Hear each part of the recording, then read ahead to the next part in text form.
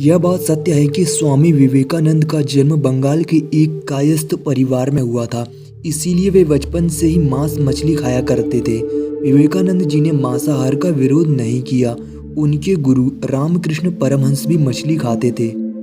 विवेकानंद जी अपने जीवन में बहुत व्यस्त रहे। उन्होंने पश्चिमी देशों के लिए सभी दर्शनों की तुलनात्मक व्याख्या की और हिंदू दर्शन से उनका परिचय कराया।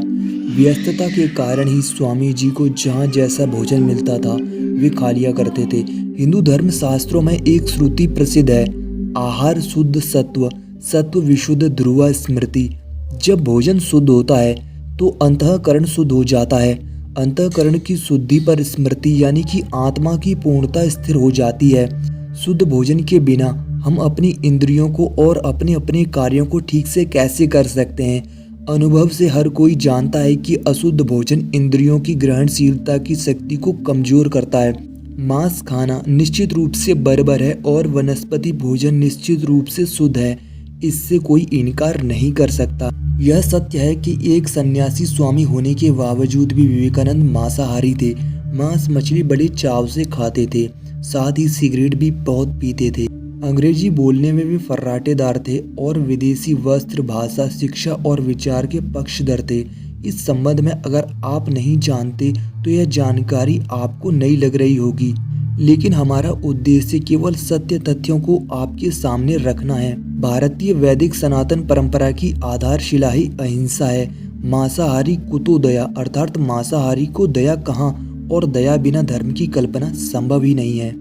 धर्म केवल अच्छी बात करने के अर्थ में प्रयुक्त नहीं होता। धर्म एक क्रियात्मक शब्द है। जो सोचे वही बोले और जो बोले सो करें, यही सक्रियात्मकता ही धर्म है। इसको जीवन में उतारने का नाम है।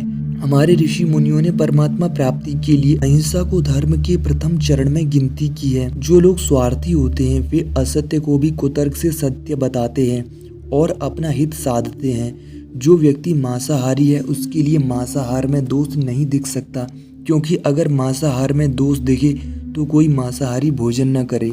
मांस खाने वाले ज्यादातर लोगों के अंदर चिड़चिड़ापन और ज्यादा गुस्सा होने के लक्षण पाए जाते हैं। ऐसे लोग स्वभाव से बहुत ज्यादा उग्र होते हैं। मांस खाने से आपके शरीर और मन दोनों अस्वस्थ बन जाते हैं। इससे इंसान की याददाश्त प्रभावित होती है। इन्हीं वजहों से मांस एक योगी के ध्यान करने में बाधा उत्पन्न करता है।